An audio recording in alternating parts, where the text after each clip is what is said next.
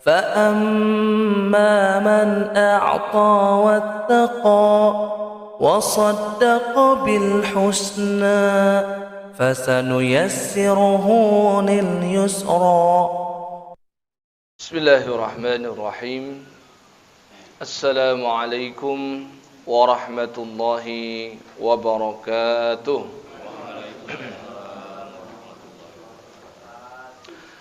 إن الحمد لله نحمده ونستعينه ونستغفره ونعوذ بالله من شرور أنفسنا ومن سيئات أعمالنا. من يهده الله فلا مضل له ومن يضلل فلا هادي له.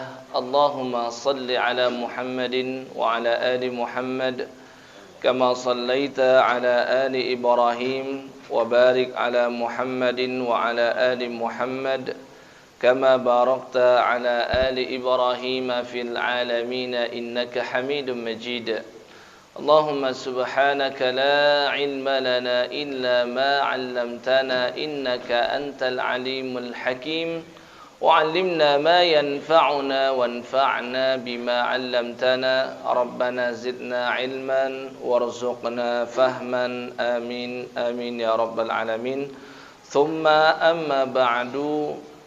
Baik Bapak Ibu sekalian yang dirahmati dan dimuliakan Allah, pada sore hari ini kita lanjutkan kajian Riyadhus Shalihin min kalami Sayyidil Mursalin.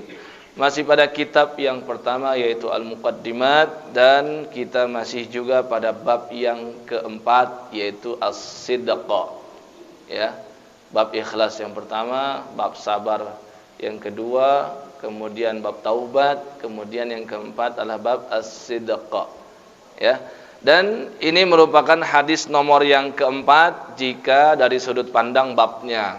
Ya. Namun dari sudut pandang keseluruhan hadis dari bab yang pertama sampai dengan yang keempat ini, maka hadis yang akan kita baca adalah hadis nomor ke-57.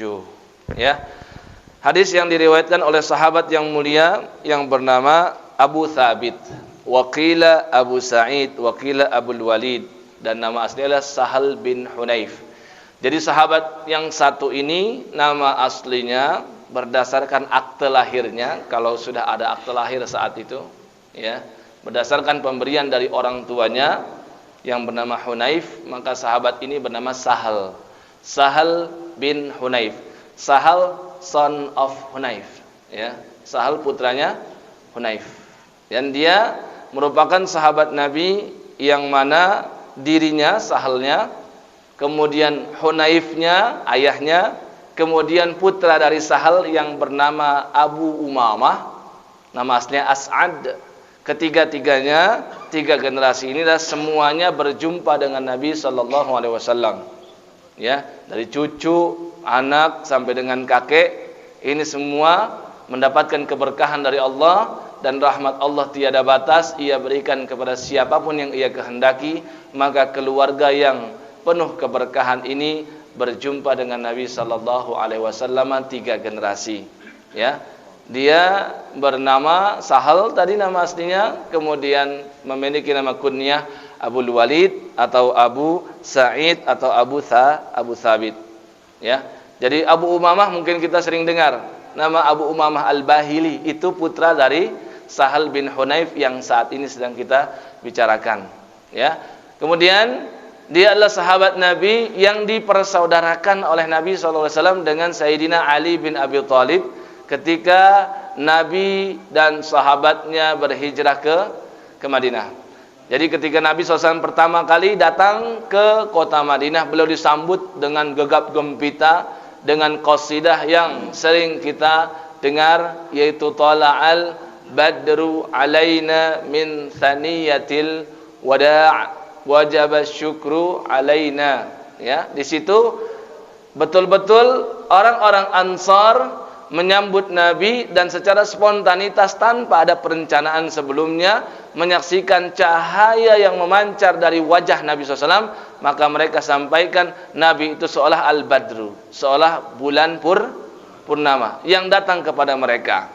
Ya, kemudian apa yang dilakukan Nabi pertama kali? Nabi memilih terlebih dahulu, ya, tempat yang menjadi pusat bagi kaum muslimin seluruhnya, ya, untuk kepentingan dunia maupun akhirat semuanya terpusat di situ, yaitu masjid, ya.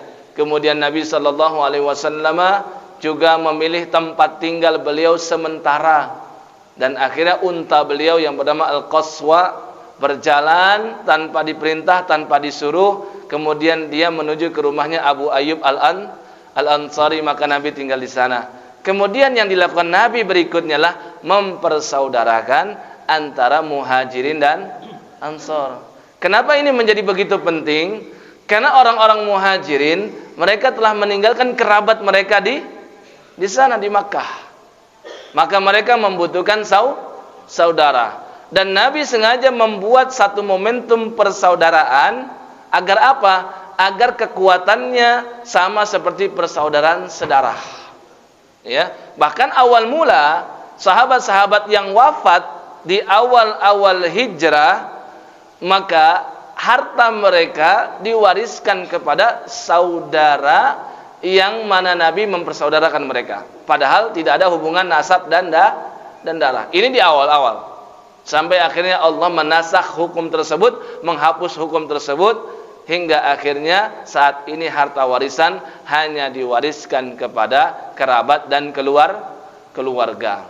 Ya. Nah, dulu Nabi mempersaudarakan antara Ali bin Abi Thalib, dia muhajir, dengan siapa? Sahal bin Hunayf, dan dia adalah orang Ansor. Cukuplah kita katakan keutamaan sahabat yang satu ini ketika dia berasal dari orang Ansor. Ya. Kenapa? Nabi sampaikan dalam sabdanya, ayatul iman hubbul ansor. Tanda ciri keimanan seseorang ketika dia mencintai sahabat Nabi yang dari kalangan Ansor. Jadi kalau ada orang yang mengaku dirinya muslim tapi membenci sahabat Nabi, dan ia benci itu adalah seorang sahabat Nabi yang berasal dari Madinah, orang Ansor, maka dipertanyakan keimanannya. Bahkan dengan keras Nabi sampaikan, wa ayatun nifaqi bughdul ansor. Tanda kemunafikan ketika seseorang membenci salah satu sahabat Nabi yang berasal dari Ansor. Ya. Jadi hati-hati Bapak Ibu sekalian, harus kita betul-betul semakin mencintai para sahabat Nabi, seperti apapun tabiat dan karakteristik mereka, maka tanda keimanan kita mencintai orang-orang Ansor. Kalau orang Ansor dituntut untuk kita cintai, apalagi orang Muhajirin, karena Muhajirin lebih mulia, lebih utama daripada orang Ansor. Ya. Dan dia termasuk sahabat Nabi yang ikut hadir dalam perang Badar, veteran perang Badar. Ya. Tidak perlu diragukan lagi keutamaan sahabat-sahabat yang ikut dalam perang Badar. Sekitar 313 orang, sebagian riwayat mengatakan 314 orang. Salah satunya adalah Sahal bin Hunayf, ya, salah satunya. Pernah suatu ketika Jibril datang kepada Nabi SAW. Ya, Jibril bertanya kepada Nabi SAW, "Ma ta'udduna ahla badrin fikum?" Wahai Muhammad, aku mau tanya, kamu dan sahabat-sahabatmu, bagaimana penilaian kalian terhadap orang-orang yang pernah ikut dalam perang Badar?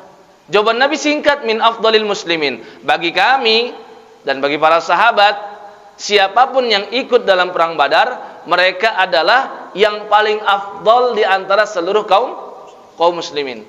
Maka Jibril menjawab, wa kadzalika, demikian juga kami para malaikat. Kami para malaikat mengukur dan menimbang diri kami masing-masing secara kemuliaan. Siapapun malaikat yang hadir dan ikut serta dalam perang Badar, dan Jibril di situ ada, ya, dan Mikail di situ juga ada, maka bagi kami para malaikat yang ikut dalam perang Badar, itulah malaikat yang paling mulia di atas malaikat lain yang tidak ikut dalam perang Badar. Jadi perlu dimengerti Pak, ini keutamaan sahabat-sahabat yang ikut dalam perang Badar. Walaupun mereka tidak berilmu, ya, walaupun mereka bukan dari kalangan para ulama. Dan demikian para veteran perang Badar itu adalah orang-orang yang telah diampuni dosa-dosanya oleh Allah. Ya. Apa yang lebih baik daripada diampuni dosa-dosa, Pak? Tidak ada yang lebih baik. Ya, karena setiap kita ini adalah pendosa. Setiap kita pendosa, dan tidak ada yang lebih baik untuk kita dunia akhirat daripada Allah menghapuskan dosa-dosa kita. Suatu ketika Umar ibn al-Khattab radhiyallahu taala anhu, ya, tidak senang dengan salah seorang sahabat yang bernama Hatib bin Abi al-Balta'ah. Satu orang sahabat yang mana dia telah membongkar rahasia Nabi sebelum Nabi menyerang kota Makkah di tahun 8 Hijriah, yang mana peristiwa ini sering kita dengar dengan nama Fathu Makkah. Bahkan Nabi sangat menyembunyikan rencana ini, istri-istri Nabi tidak yang tahu. Ya. Namun ternyata ada sahabat Nabi yang tahu tentang hal itu, dan dia mengirimkan surat kepada kerabatnya yang ada di Mekah. Tujuan dia baik, tujuan dia agar kerabat yang ada di Mekah sana selamat. Khawatir nanti kerabatnya termasuk yang terbunuh ketika Nabi datang ke kota Mekah. Padahal saat itu tidak ada kontak senjata kecuali hanya kecil dan sangat sedikit. Ya, betul-betul Nabi tidak menginginkan pertumpahan darah ketika itu. Namun yang jadi masalah adalah satu orang sahabat yang bernama Hatib ini, dia telah membongkar rahasia Nabi. Ini namanya pengkhianatan besar, Pak. Ketika sudah diketahui, Umar bin Khattab berkata kepada Nabi SAW, "Da'ni adribu unuqa hadzal munafik." Ya Rasul, nyun sewu nih, nyun sewu. Ya, saya mohon maaf, saya mau penggal nih orang ini, yang mana dia sudah menjadi seorang munafik. Nah, dia berkata kepada Nabi tentang Hatib bin Abil Balta'ah. Tapi apa jawaban Nabi SAW? Ya, biarkanlah wahai Umar. Kenapa? La'allallaha ittala'a ala ahli badrin faqal, karena sesungguhnya Allah Maha tahu apa yang akan dilakukan oleh orang-orang yang pernah ikut dalam perang Badar. Maka Allah berfirman, ya ahla badrin i'malu ma syi'tum faqad ghafartu lakum. Wahai orang-orang yang pernah ikut dalam perang Badar, lakukanlah sesuka hati kalian, karena kalian semua telah diampuni dosanya oleh Allah. Ya. Dan Sahal bin Hunayf yang kita bicarakan termasuk yang ikut dalam perang Badar. Jadi sahabat yang kita bicarakan adalah sahabat yang sangat utama. Dia menceritakan bahwasannya Nabi SAW bersabda, "Man sa'alallaha ta'ala syahadata bisidqin." Siapapun yang memohon meminta kepada Allah, ya, asy-syahadah. Apa itu asy-syahadah? Mati syahid. Bisidqin, dengan syarat tulus dia memintanya kepada Allah. Jujur niatnya, ya. Jadi tulus, ikhlas dia meminta kepada Allah Subhanahu wa taala. Apa yang terjadi? Ballaghahullahu manazilas syuhada. Niscaya Allah akan sampaikan dia pada derajat dan kedudukan orang-orang yang mati syahid. Wa in mata ala firasyih, walaupun dia matinya bukan di medan perang, walaupun dia matinya di atas kasurnya. Jadi, ya, bagaimana seseorang ingin mendapatkan derajat kemuliaan dan keutamaan mati syahid, itu tidak perlu repot-repot untuk berada di medan perang.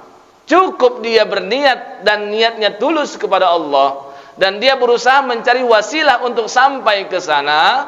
Namun ketika Allah tidak izinkan ia untuk sampai ke sana, insya Allah akan sampaikan dia mendapatkan pahala mati syahid. Ya, apa yang bisa kita ambil kesimpulan dari hadis ini? Yang pertama, diperbolehkan seseorang untuk berharap kematian. Karena kan mati syahid ini kematian. Ketika kita minta kepada Allah mati syahid, tandanya kita berharap kematian. Dan ini tidak bertentangan dengan hadis yang sebelumnya pernah kita bahas di bab sabar, yaitu Nabi bersabda, la yatamannayanna ahadukumul mauta. Tidak boleh seorang di antara kalian berharap kematian. Kan itu ada hadisnya, sudah kita bahas. Kenapa? Lidurrin asabah. Ketika Nabi larang Larangannya adalah orang yang meminta kematian dikarenakan dia nggak sabar dengan ujian yang menimpa dia. Ya. Tapi apa kata Nabi? Fa in kana la budda fa'ilan. Kalau memang sudah dia nggak memiliki limit lagi, ya, artinya dia sudah pada batas tahapan yang paling terakhir, sudah pada titik maksimal dia bersabar, maka hendaklah dia berdoa, ya Allah, hidupkanlah aku jika memang kehidupan baik untukku, dan wafatkanlah aku jika memang wafat itu baik untukku. Itu batas maksimalnya. Tapi hukum yang umum ini ada pengecualiannya. Tidak boleh seorang muslim berharap kematian, apalagi meminta kepada Allah agar dimatikan. Itu nggak boleh, kecuali yang sekarang kita bicarakan. Ketika dia berharap dan meminta mati syahid. Kalau yang seperti ini dibolehkan.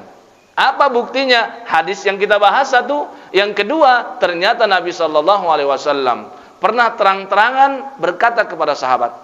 Supaya apa? Sahabat mengerti, sesungguhnya Nabi itu pun juga berharap mati syahid dalam setiap peperangan yang beliau ikuti. Sesungguhnya sama seperti para sahabat lain yang berharap kematian.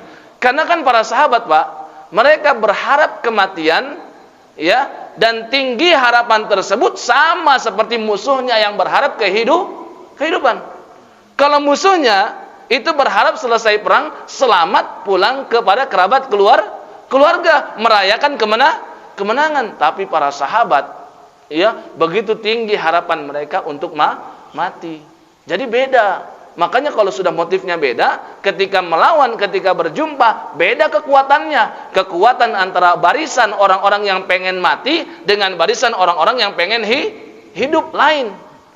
Ya, lebih kuat yang mana? Lebih kuat kaum muslimin, barisan yang ingin cepat-cepat mati syahid. Maka Nabi bersabda, walladzi nafsi biyadihi, demi zat yang jiwaku berada pada genggaman dan tangannya, laula an asyqa ala almu'minin, seandainya bukan karena mempersulit dan memberatkan orang-orang beriman, maqa'atu khilafa sariyatin, niscaya aku akan terus ikut dalam peperangan.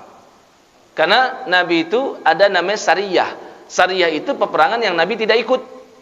Nabi berada di Madinah, ya. Nabi tidak ikut. Terkadang Nabi tidak ikut dalam perang dan beliau menetap di Madinah. Apalagi ketika beliau sudah tua, ya, dikirim panglima perang, Nabi menanti-nanti kabar dari mereka. Kata Nabi SAW, kalau bukan karena memberatkan orang-orang beriman, memberatkan para sahabat, Nabi itu ingin terus hadir dalam peperangan. Karena kan sahabat itu sayang sama Nabi, Pak. Sahabat itu ada yang takut dengan keselamatan Nabi Muhammad SAW. Nanti kalau Nabi terus hadir, nanti memberatkan sahabat. Maka banyak sahabat itu yang berharap, ya Rasul, engkau menetap di Madinah saja, biar kami saja yang berangkat. Padahal kata Nabi apa? Lawaditu anni uqtala fi sabilillah. Sungguh aku sangat ingin terbunuh di medan perang di jalan Allah. Kemudian Nabi sampaikan, summa uhya, summa uqtal. Kemudian Allah hidupkan aku lagi, kemudian aku ingin terbunuh lagi. Summa uhya, summa uqtal. Kemudian aku dihidupkan lagi yang kedua kali, kemudian aku terbunuh lagi. Summa uhya, summa uqtal. Kemudian Allah menghidupkan aku yang ketiga kalinya, kemudian aku terbunuh lagi, mati syahid. Jadi Nabi itu nggak pernah istilahnya berleha-leha. Walaupun beliau pemimpin, beliau sebenarnya berharap pahala mati syahid sebagaimana para prajuritnya. Yang kedua, kita boleh berharap kematian selain mati syahid. Yang kedua, jika memang kita terkena fitnah dalam urusan agama, ya, dikhawatirkan murtad misalkan, ya, misalkan ketika kita berada hidup di mana? Di kalangan minoritas, ya, orang-orang Islam sangat sedikit dan tertindas, ya, khawatir kita dipaksa untuk berubah agama. Maka yang seperti ini juga boleh untuk apa? Berharap kematian. Selain dua ini tidak boleh. Karena Nabi SAW sampaikan, isnatani yakrahuhuma ibnu Adam. Dua perkara yang tidak disenangi oleh anak cucu Adam, oleh manusia. Yang pertama al-mautu. Setiap kita itu tidak senang dengan kematian, inginnya hidup terus, betul nggak Pak? Inginnya hidup abadi. Nggak ada manusia itu yang pengen mati selesai, the end. Ya, lembaran kehidupan sudah habis, nggak ada. Ya, manusia tahu dia akan mati, tapi dia tetap berharap nanti dihidupkan dan hidup abadi. Kan itu harapan manusia. Maka Nabi sampaikan manusia itu nggak senang dengan kematian. Kata Nabi apa? Wal mautu khairun minal fitnah. Padahal ada kalanya mati itu lebih baik bagi orang beriman. Ketika dia saat itu dihadapkan pada fitnah agama, dipaksa untuk murtad, disiksa karena dia beriman kepada Allah, maka yang kondisi seperti itu dia boleh berharap kematian. Dan yang kedua yang tidak disukai oleh Ibnu Adam, anak cucu Adam, adalah sedikitnya harta. Ya, jelas sampai sini ya. Pengecualian boleh kita berharap kematian ketika yang kita harapkan yang pertama mati syahid, yang kedua ketika kita tertimpa musibah dan fitnah ujian terhadap agama dan akidah kita. Tapi kalau ujiannya di luar itu, ya, ujian kematian kerabat kita, ujian habisnya harta kita, ujian bangkrutnya bisnis kita, ujian di PHK-nya kita, nggak boleh kita berharap kematian. Yang harus kita lakukan bersabar dan tetap husnuzon dengan takdir buruk dari Allah. Karena Allah senantiasa menyediakan akhir yang baik bagi siapapun yang bersabar.